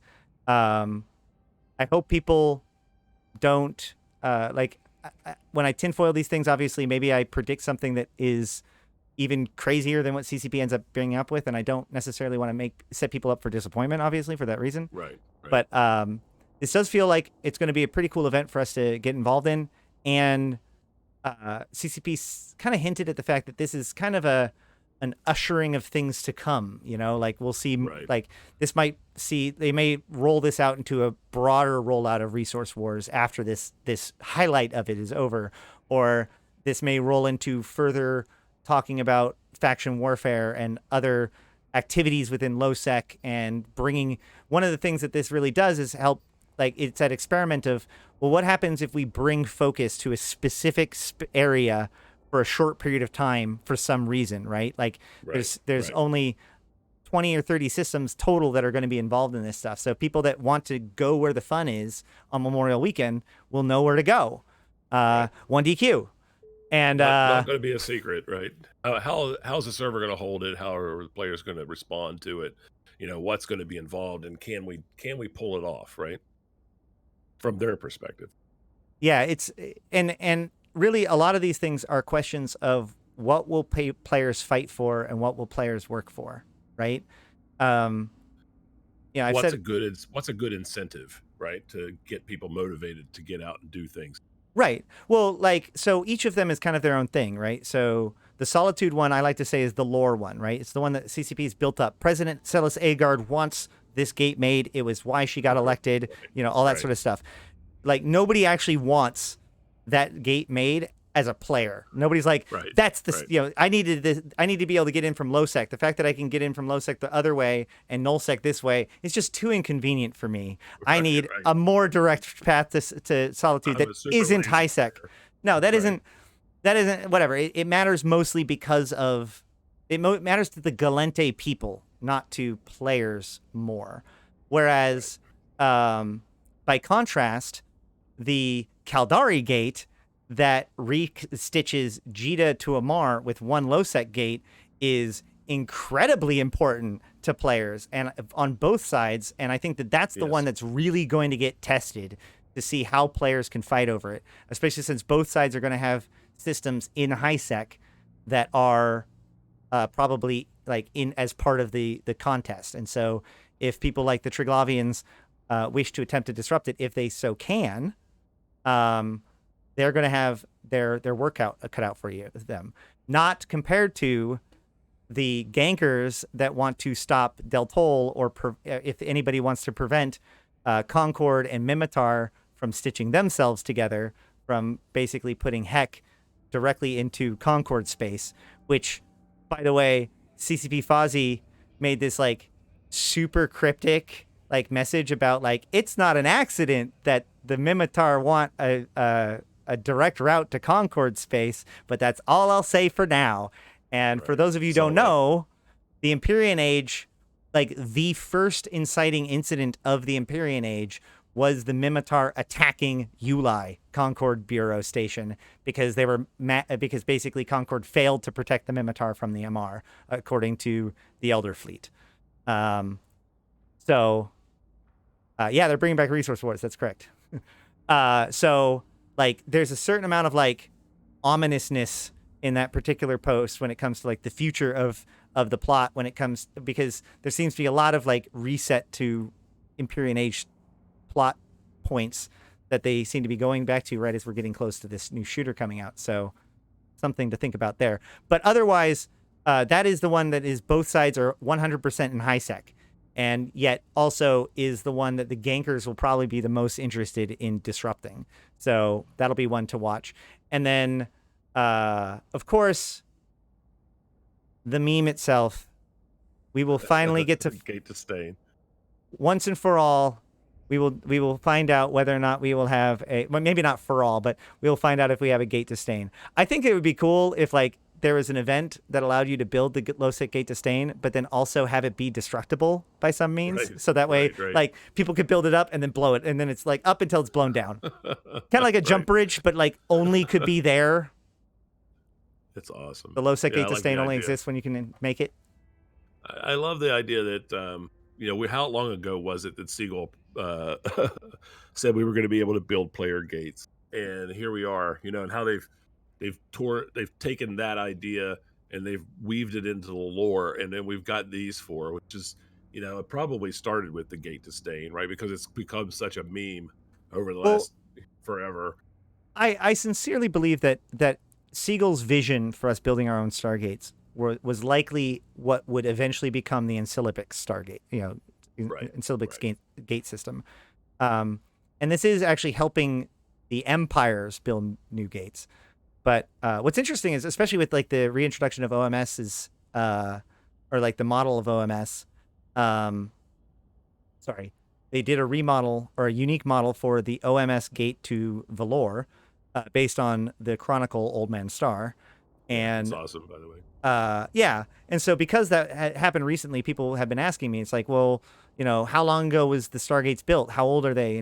How many of them are ancient? When was the last Stargate built? And so like, there's a difference between the Ensilibix drop gates that we use that actually use a certain amount of questionable Triglavian technology, actually, if you look into it. And these Stargates, which are proper Empire, fully decked out new gates. but we do get to help build it. And it is worth noting that it does seem like there is a meta like objective, because when we finished the sites, the one thing that I noticed was different or wrong with the sites was that when we finished them, the thing that pops up that shows like whether or not you got bronze, silver, or gold, and like how much you made and all that stuff didn't happen, which tells me that the reward system that it's hooked into was not implemented yet. And like, so it was probably part of a larger system that these are just the mechanical components of it. And then having it obviously be in such an earlier state than even the text describes, only confirms that. I'm starting to wonder whether or not those sites were even supposed to be brought onto Sissy, but with all of these like quick patches and trying to get other things ready, whether or not that like slipped in there and then they're like, whatever, that's fine for now. Knowing that it'll be different when it comes down to it. It really does feel like we're all of this stuff, the rushing, the plots coming together, all this stuff. Again, it feels like we're coming to the head of something. And, we still haven't gotten even a single quadrant trailer. They've teased this quadrant pretty heavy, and we're now a week past that tease. I feel like the reason we're going to, by this time in a couple of weeks, we're going to look back at now and realize that the reason why this all felt so rushed and the reason why this all felt kind of squirrely was because everything had to be, on time for what is about to happen. But I've been saying that for months. So no, but I think you're on the cusp of the truth, right? That they've got something in mind that they're going to release, that these things needed to happen in order for those to happen. And that's why we're kind of in an accelerated time right now. Right. There's a lot of things that needed to happen before it was ready. And so we spent a lot of time waiting. And now there's a lot of things that must be done first. And so they're being rushed out to make deadline. Right. Exactly. Yeah. It feels that way. It does feel that way a little bit. Yeah. Oof. Yeah. Crazy stuff. Good stuff. Well, I appreciate you having me on and the opportunity to talk about all these things. I really do. So thanks for that, and thanks for everybody who's been who joined along and filled up a chat tonight. Good stuff in there, and I really appreciate it. Thank you, Ash. Thank you, Rixx. Yeah, have a good one, and I'm sure I'll have you on again when there's more faction warfare stuff to talk about. And good luck again on your CSM campaign. Yeah. Before you leave, though, much. I do want to say, I've been doing these CSM interviews, putting them up on the YouTube. Have the playlist. Your one is the one that has gotten at least a couple people, the most people, I should say, like coming out and being like, I watched this video and yeah, Rixx is my dude. There's that guy on Twitter and stuff. Like, so I'm glad that people check that out. So we didn't make today about that so much, but please make sure to go check out Rixx's CSM interview with me. Do it and visit my forum post again if you have any questions. I'm one of the easiest people to get a hold of on Twitter, on Discord, on Facebook, anywhere. If you have questions or concerns or anything, just let me know. And I appreciate all the support that I'm getting. And I'm having a blast running for CSM. And whether win or lose, it's going to be a great fight and one I'm looking forward to. So I appreciate the opportunity and sitting down for an hour and a half and talking about Eve. That's just something that I love doing. So I'm always ready for it. Thanks, man. Awesome. Well, I appreciate it. You have a good one. Cheers. Let me. Boom. All righty. And Jin Kieran, thank you for joining us down the rabbit hole, which is EVE Online. How's it going, guys? I'll play for a little bit longer. We'll finish up this mission, and I'll chat with you guys about your thoughts and whatnot as we wrap things up for the day. How's it going, Jin Kieran? It's good to see you, dude. I hope I ran into him on Baleful Dysnomia, Arcia Elkin's stream, who you should definitely check out if you haven't. And he was like, do you answer newbie questions? And I was like, hell yeah, I do.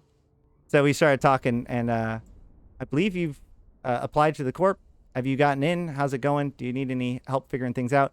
And Joachim, thank you for giving Rixx Javix that tier 1 sub.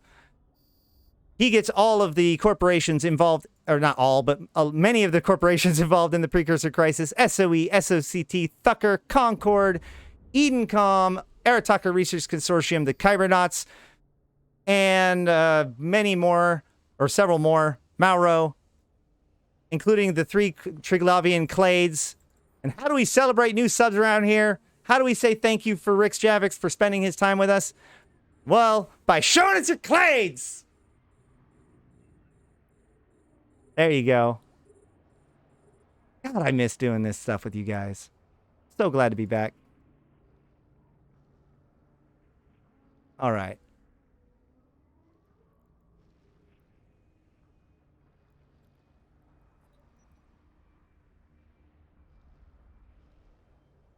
Don't agree with all of Rix's ideas, but he still will be on his ballot on your ballot. That's a fair way of looking at it. What I look for in particular is somebody who can communicate their position and have it be, well-founded and not, based on a failure to understand the rules or keep your hobgoblins alive. Live! Nope, didn't. All right, well. Oh, yes, it did. Ha-ha! Oh, shoot.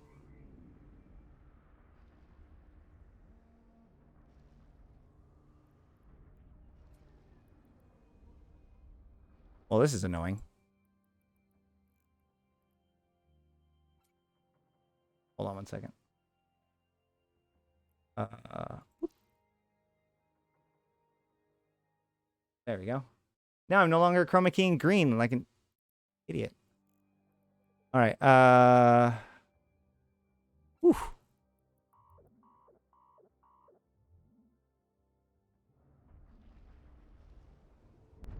A very annoying mission. Did you see the EDI drama? I didn't realize. Oh, yeah. So, and shoot, I was going to have, unfortunately, I was going to have Dutch on the show yesterday, but then I didn't do the show yesterday. But if that's the one you're talking about. But basically, there was a rescue op that was planned by Dutch. We talked about it on Friday, I think, with the Triglavian guys from their perspective. So I do want to have Dutch Gunner on to talk from his perspective. But it does seem as if, all evidence shows that the person that had the thing, the arms and all the militants, was another player who was they were kind of doing their own thing. They're doing their own role playing. They had their own objective based on being a Caldari role player, and so it infiltrated the mission and was doing this as part of another thing. And ultimately, obviously this upset the people that were involved in this pretty significantly, because they felt like they had worked towards it and that they wanted it to, be played out. And this feels like a violation to that.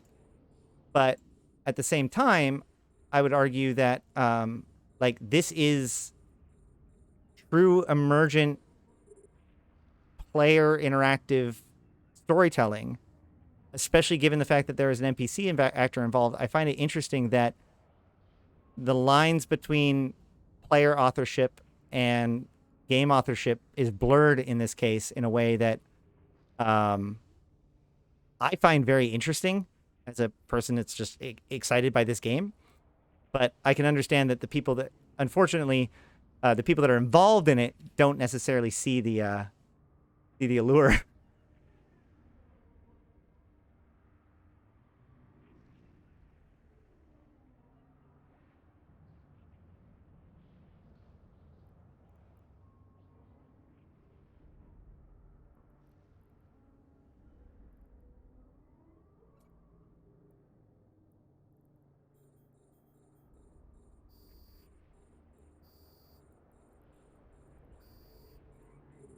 Oh yeah, now they're going. Now they're going.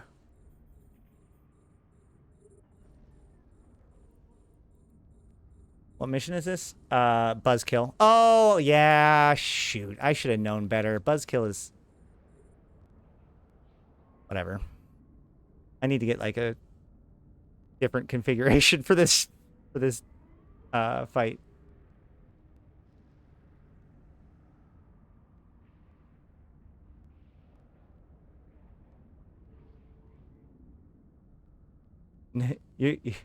I do... So... I thought about this because now, you know, like I'm not explicitly pro Triglavian or anything like that. Like the clades, now that being Triglavian's become so controversial, the whole like show us your clades thing feels like I'm calling up a team when really I've been doing that since before you could even side with the Triglavians. So really it's just another opportunity for me to bring up a term for something that most people may not even realize is a term for it. Like how I say Empyreans instead of Capsuleers, you know? It's designed to draw attention to this verbiage that is used in the story and what it can point to. You know, the clades are called the clades because it's related to biological cladistics. So it's not meant to be like, yeah, we're part of the Trig. It was, you know, the show us your clades was actually before there was a Trig team to join. So and show us your Edencom logos doesn't. But that being said, I give every Edencom person absolute privilege or permission rather to spam Edencom logos anytime I say, you know, show us your clades. You have earned that protest.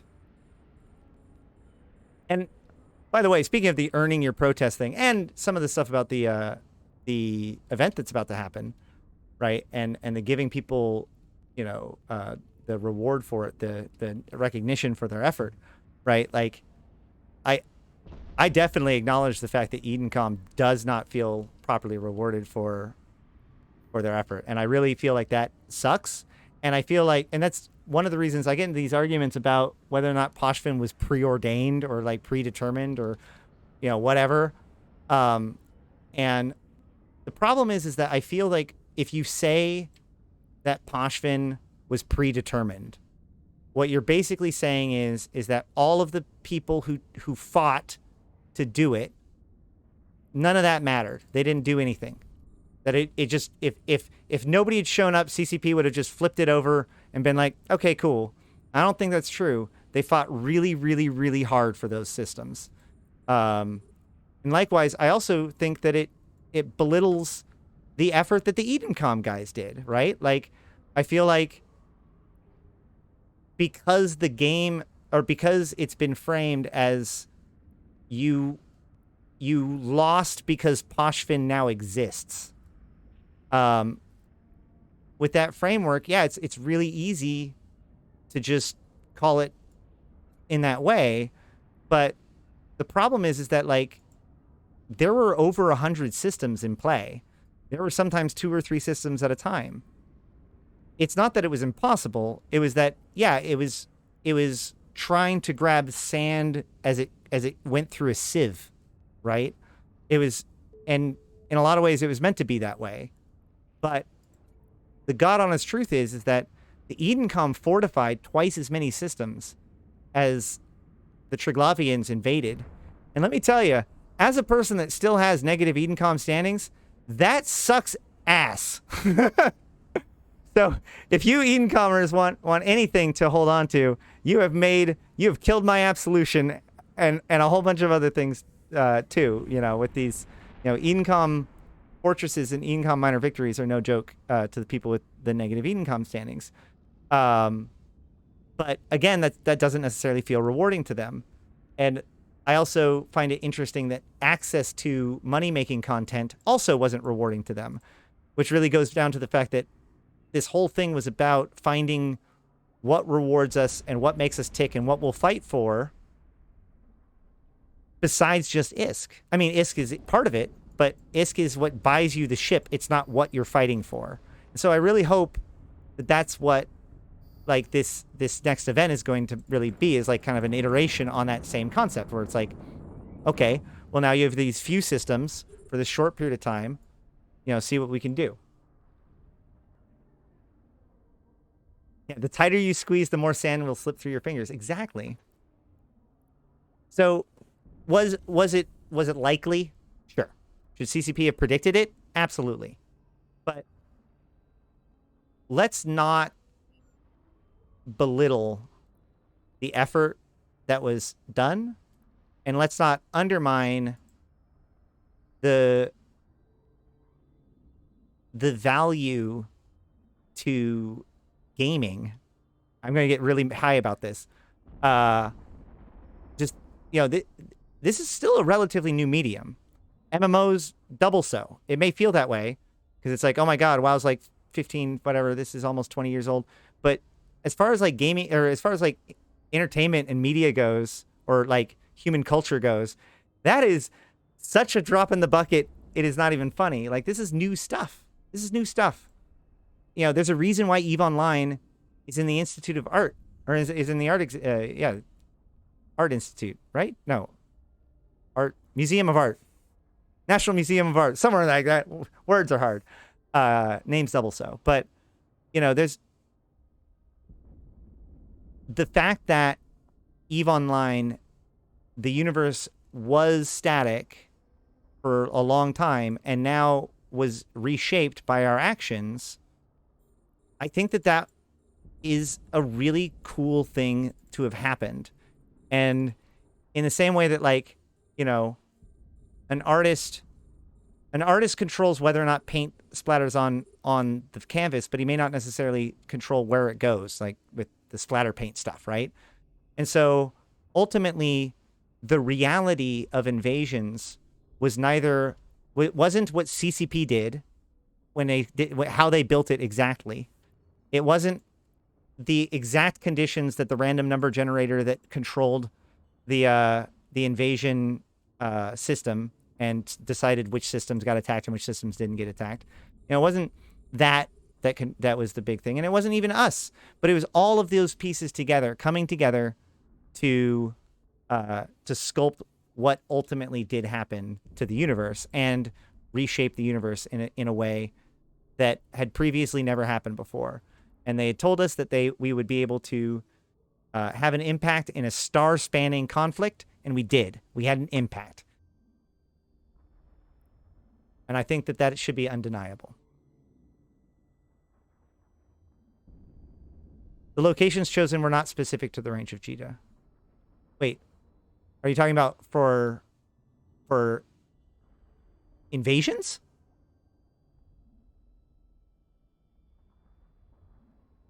Test opened their mouth and then decided. I will say I put a lot of work into prepping people in groups for Niarja. We knew that Niarja was going to go liminal about that was one of the earliest things that we knew, was that Niarja was important. So all eyes were on that from the very beginning. It was the only system that I knew going into it would be important.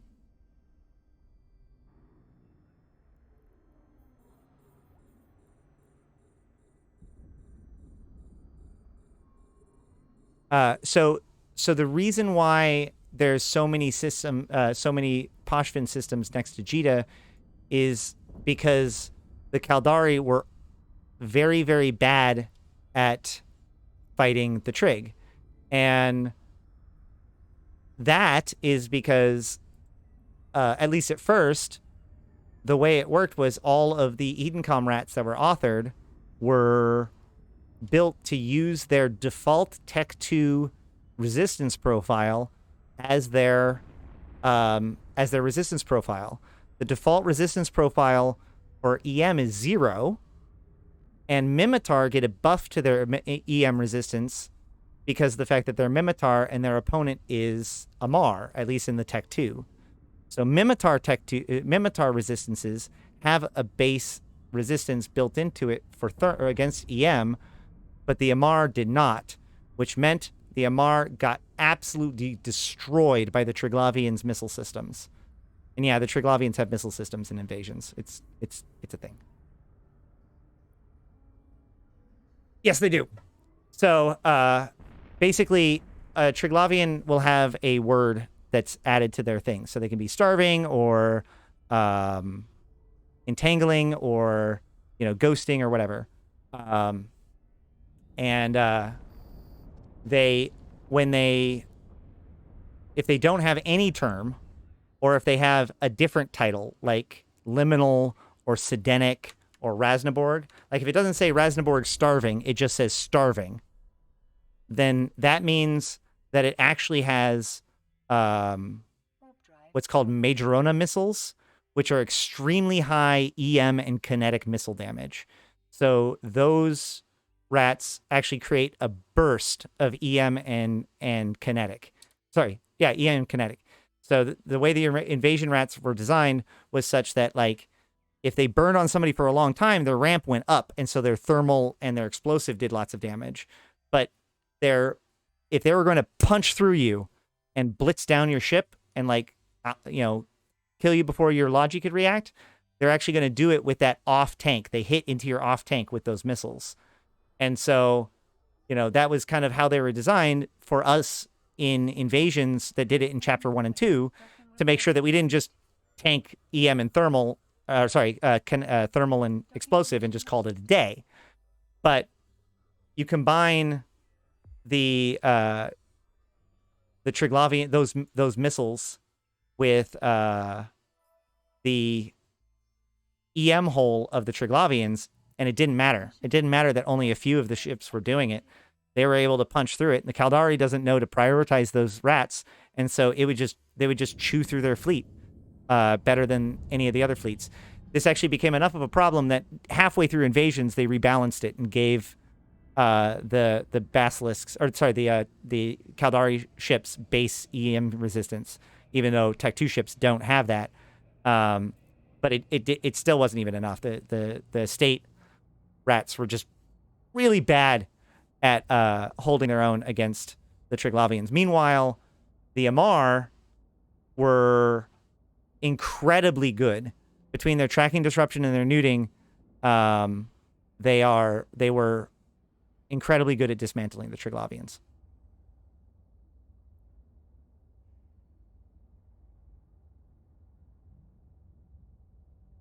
Let's see.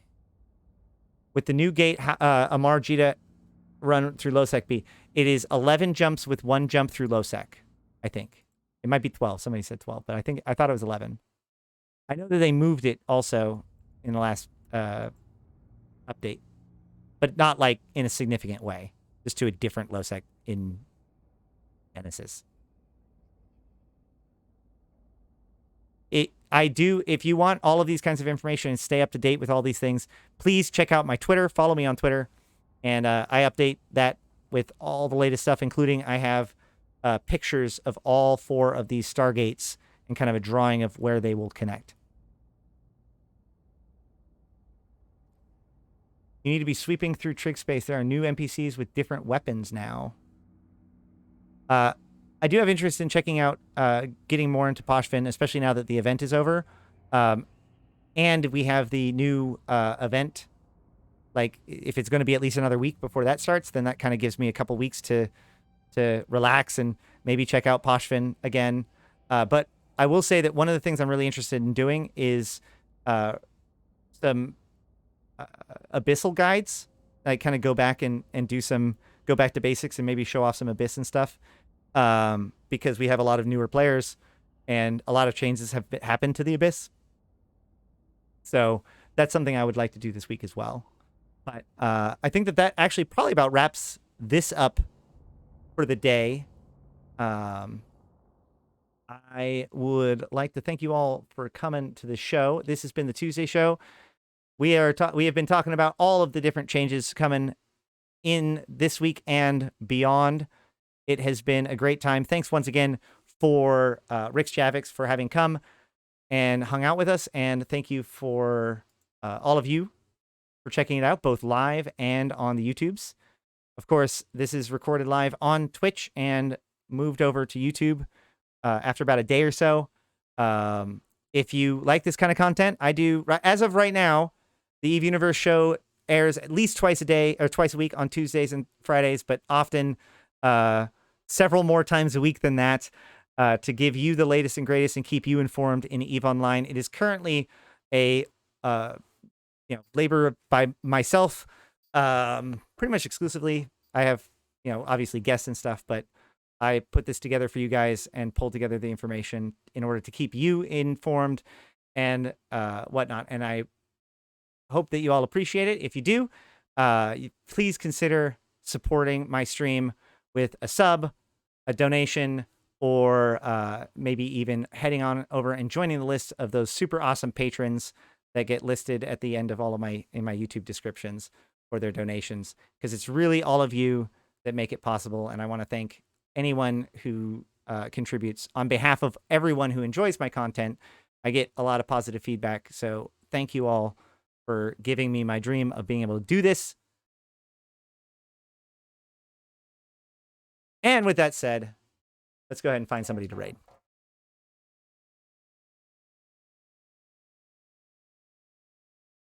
I will say one last thing just to throw it out there. Yeah, if you can always use a Twitch Prime sub. If you have Amazon Prime or Twitch Prime, you can use your free Prime sub every month. And so if so, you could use it to sub to me and get all of those emotes for free. And I think I'm going to be raiding over to Talking in Stations, actually. I had one other thing. Oh, also down below, I have like my Amazon, or like I have like affiliate links or something like that. The one I do recommend, actually, I wanted to bring this to stress. I don't have like sponsors, but like there is an affiliate code for Audible. And if you use the affiliate code, I believe that you get a free book. And so Templar 1 is the story that kind of talks about the war clones, the creation of the war clones, and really sets up a lot of the information about the Precursor Crisis. And it's a pretty good EVE book, and it is on Audible. So you can pick that up for free if you use the links down below.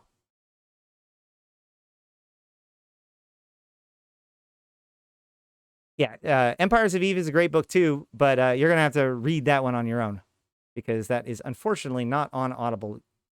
Although CCP should fix that. Please fix that. All right. I've been Ashrathi. Thank you for coming. And until next time, I'll see you in space.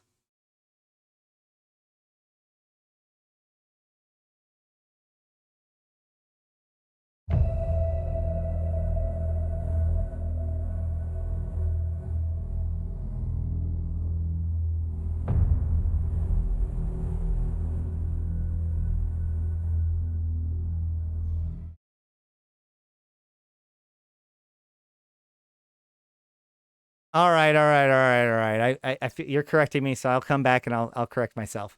And it actually does remind me. So, sorry. Empyrean Age, the book that the book before Templar 1, that book is not on Audible. Templar 1 is on Audible. It's really good, and it is about the fictional story. It tells a big chunk of the fictional story of EVE Online, and really lets you understand like the different empires and stuff like that. Then there's also on Audible Empires of EVE, which is the historical telling of the actual, EVE Online events of the early days of the game up to and through the Great War, I think 2006 to 2008, I want to say. And it's read by the author, and it's absolutely incredible, and you should check it out. So thank you for that, Cotton Fluff. Without further ado, I'll see you in space.